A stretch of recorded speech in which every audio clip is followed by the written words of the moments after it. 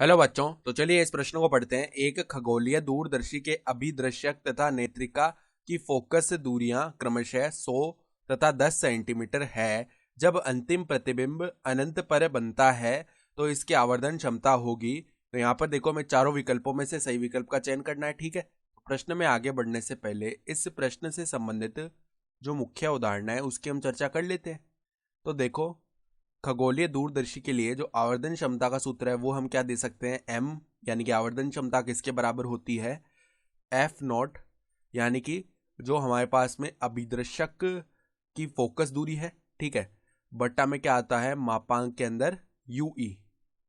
Yui का मतलब क्या हो गया, नेत्रिका लेंस के लिए जो वस्तु की लेंस से दूरी है वो होती है यूई। ठीक है, तो अब देखो, हमें एफ नॉट तो यहाँ पे पता है, कितना दिया हुआ देखो सवाल में, अभिदृश्यक की फोकस दूरी कितनी दी हुई है, 100 सेंटीमीटर। तो यहाँ पे 100 सेंटीमीटर आ गया। अब यूई ज्ञात करने के लिए हम क्या करते हैं, लेंस सूत्र लगा लेते हैं। किसके लिए, नेत्रिका लेंस के लिए। क्या होगा, देखो यहाँ पर 1/में वीई, सही है। फिर माइनस में यहाँ पे क्या आएगा, 1/में यूई, और ये किसके बराबर आएगा, 1/में एफ ई के बराबर।